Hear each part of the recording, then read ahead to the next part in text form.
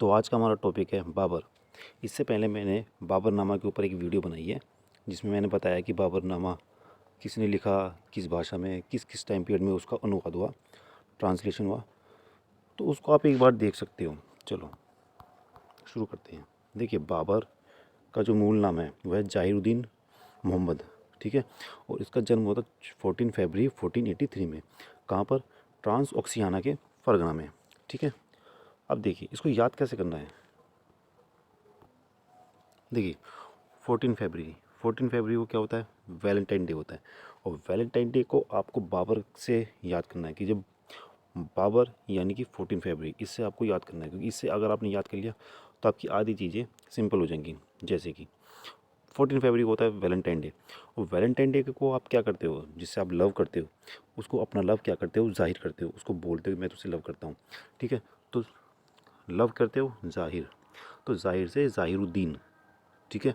इससे आप इसको रिलेट कर सकते हो। तो लव करते हो जाहिरुद्दीन, जाहिर करते हो। और जाहिर कैसे करते हो? गाना गाकर, ठीक है। गाना यानी कि फरगना, ठीक है। तो इस तरह से आप याद कर सकते हो कि 14 फरवरी को आप जिससे लव करते हो उसको अपना लव जाहिर करते हो। कैसे? गाना गाकर। और जब गाना गाओगे तो क्या बनोगे? किसी का दूल्हा बनोगे, ठीक है। दूल्हा बनोगे। तो ये दूल्हा याद रखना, दूल्हा इंपॉर्टेंट है, ठीक है। तो इस तरह से आप इसको याद कर सकते हो कि जाहिरुद्दीन, जाहिर करना, 14 फरवरी को लव करना, गाना गाकर, और फिर दूल्हा बन जाना। तो ये बाबर के बारे में एक छोटा सा इंट्रोडक्शन था। उसके बाद अगर हम बात करें बाबर के माता पिता का क्या नाम था। देखिए, बाबर के माता पिता का नाम था, माता का नाम था कुतुलुग निगार खानम, और उमर शेख मिर्ज़ा इनके माता पिता का नाम था। अब देखिए, जब बाबर भारत आया था, वो भारत में आने के बाद उसने पानीपत की बैटल लड़ी थी, फर्स्ट बैटल ऑफ पानीपत, ठीक है। इस बैटल में क्या हुआ था? उसने एक टेक्निक का यूज़ किया था, उसको बोलते हैं हम तुलुगमा समर पद्धति, ठीक है। ये पद्धति होती क्या है बेसिकली? देखिए, होता क्या है कि इसमें जब सेना आगे बढ़ रही होती है युद्ध के लिए, तो साइड में लेफ्ट एंड राइट में दोनों तरफ एक रिजर्व सेना खड़ी होती है। तो वो क्या करती है, जब युद्ध हो रहा होता है तो ये पीछे से जाती है, जो विपक्षी सेना होती है उसके पीछे जाती है, वो पीछे से आके अटैक करती है, ठीक है। ये तुलुगमा समर पद्धति है। ये बेसिकली बाबर ने उज़्बेकों से सीखी थी, ठीक है। मैं आपको कैसे बताऊंगा कैसे कैसे क्या हुआ था, ठीक है। तो आपको अभी याद क्या करना है, याद क्या करना है इसमें? तुलुगमा, यहाँ तुलुगमा आ रहा है। और यहाँ देखिए, इसकी बाबर की माता के नाम में क्या आ रहा है? पीछे देखिए तुलुगमा का कोटा, तो तुलुगमा तुलुगमा, ठीक है। तो इससे आपको रिलेट करना है कि कुतुलुग और तुलुग में दोनों में सिमिलरिटी है। तो कुतुलुग और तुलुग ये बेसिकली किसका नाम है? हमारी बाबर की माता का नाम है, कुतुलुग निगार खानम। और उसके बाद उसके पापा का नाम क्या है? उमर शेख मिर्ज़ा। तो शेख को याद करो, बब्बर शेर, शेर यानी शेख, और शेख में से अगर मैं खे को हट कर डार्क कर दूं, क्या बन जाएगा? शेर। तो बब्बर शेख, शेख से इसको शेख मिर्ज़ा को याद करो, ठीक है।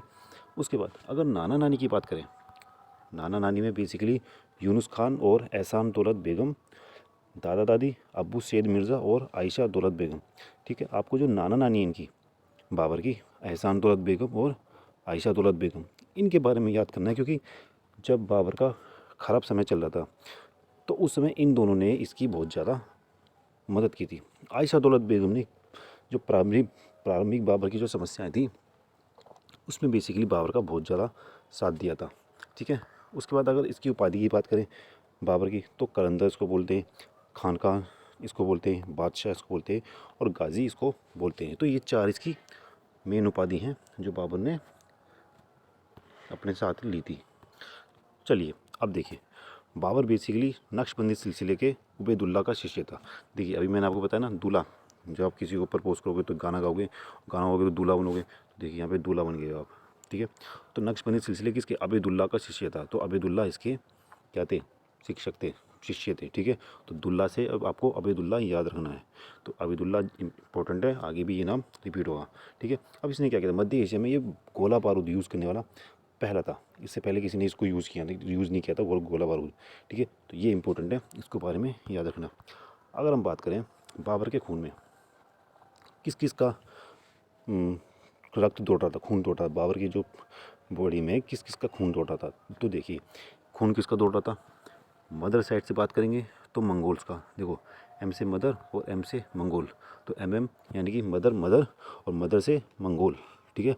तो मंगोल के चंगेज़ खां का ही वो 14वां वंशज था, और फादर साइड से वो तैमूर का 5वां वंशज था। तो बाबर के खून में, बाबर के शरीर में 2 जनरेशन का खून दौड़ रहा था, मदर साइड से मंगोल्स का, तो एम से एम से मंगोल, और फादर साइड से तैमूर का, तो 14वां और 5वां ये यहाँ की जनरेशन थी, ठीक है। अगर बात करें इसकी थोड़ी आगे बढ़ें तो इससे हम देखेंगे कि बाबर 1494 में 12 साल का था जब वो फरगना में, ठीक है, फरगना यानी गाना गाया उसने, तो फरगना में गाना गाया और वहाँ का वो राजा बना। उसकी राजधानी थी अंदीजान, ठीक है। ये एक घटना हुई।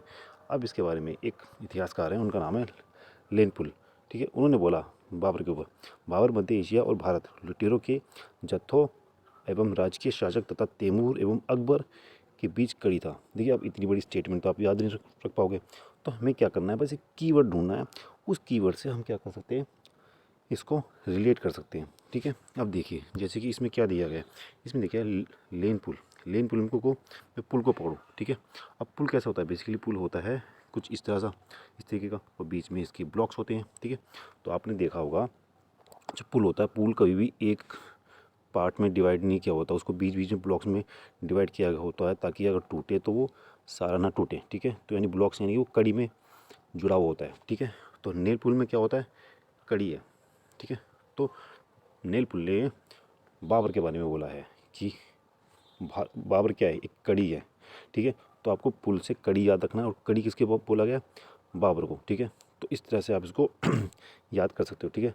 पुल यानी कि कड़ी, तो जब भी ये स्टेटमेंट आए कड़ी से रिलेटेड, तो कड़ी से आपको पुल ढूंढना है, और पुल कहाँ पर मिलेगा आपको, लेन पुल में मिलेगा, ठीक है। तो इससे आपको पूरी स्टेटमेंट याद करने की जरूरत भी नहीं है, सिर्फ कीवर्ड ढूंढो, देन उसके बाद आगे बढ़ते हैं।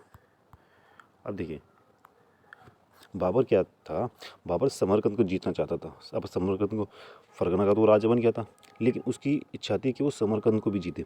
क्यों, क्योंकि जो उसके पूर्वज थे, जो तैमूर थे, तैमूर ने समरकंद पे राज किया था, तो वो भी चाहता था कि भाई मैं भी जाके वहाँ पे राज करूँ। तो उसके लिए उसने वहाँ पे 3 बार अटैक किया, ठीक है। पहला अटैक था 1497 में, वो सिर्फ 100 दिन तक चला। उसके बाद 1501 में, ये कब चला, 8 महीने तक चला, ठीक है। उसके बाद उसने फिर किया 1503 में, 1502 में, ठीक है।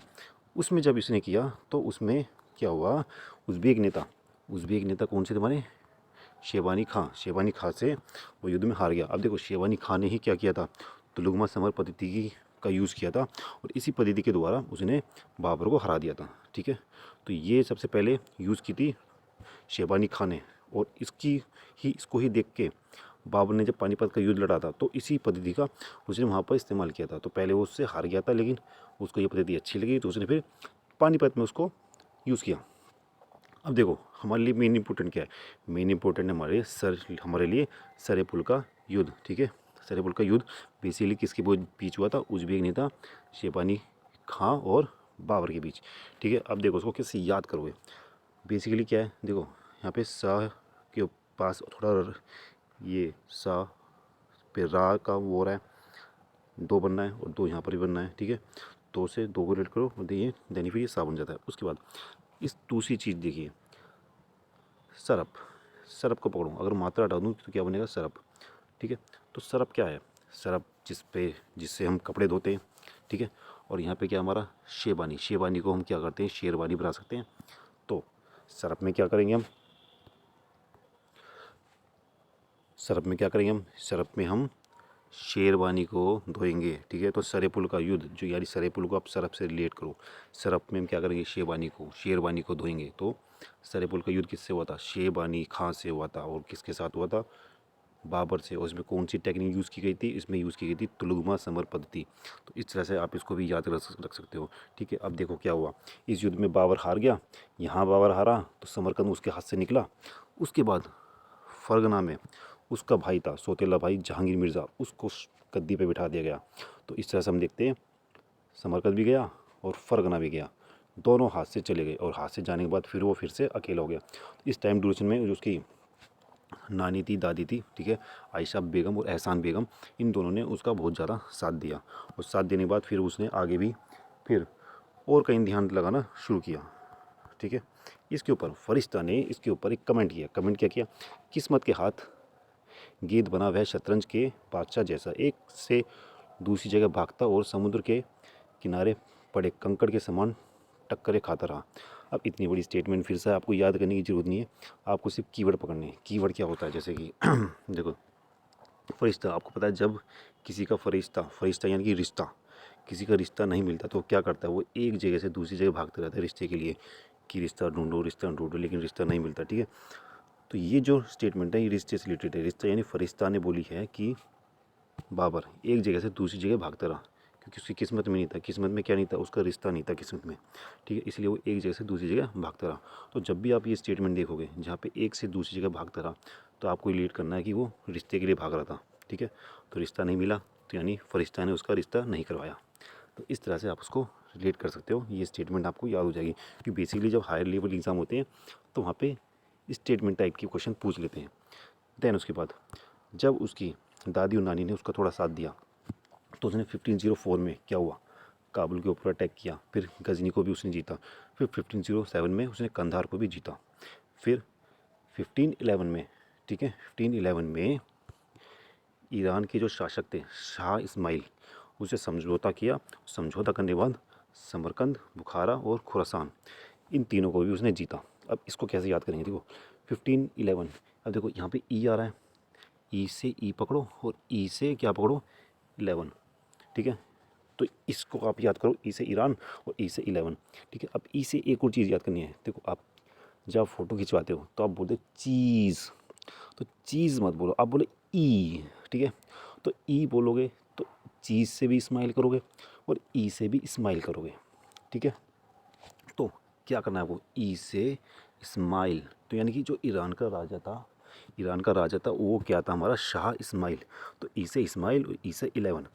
तो 1511 में ईरान के शासक शाह इस्माइल ने समझौता किया बाबर से और समरकंद, बुखारा और खुरासान इसको जीतने में बाबर की सहायता की। लेकिन यहाँ पर भी बाबर की किस्मत ज़्यादा अच्छी नहीं थी।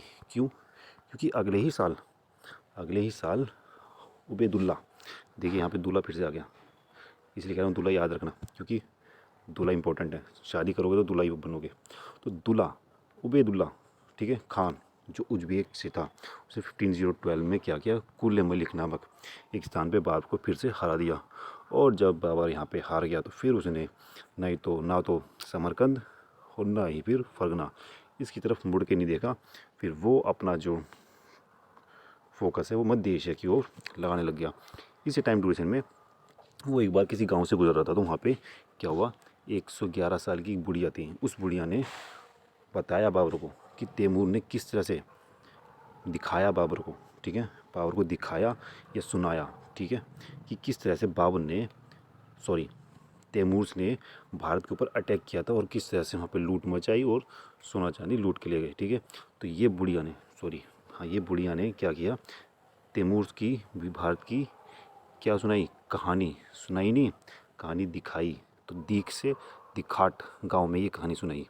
ठीक है, तो यहाँ पे आपको कहानी सुनानी नहीं याद रखना, आपको ये याद रखना है कहानी दिखाई। ठीक है, तो इस तरह से आप इसको याद कर सकते हैं। तो आपको याद क्या करना है कि बाबर का जन्म कब हुआ था? 14 फरवरी। 14 फरवरी को क्या करते हो? लफ्ज़ ज़ाहिर करते हो, तो ज़ाहिरुद्दीन हो गया। ठीक है, ज़ाहिरुद्दीन हो गया। और देन उसके बाद और देख लेते हैं।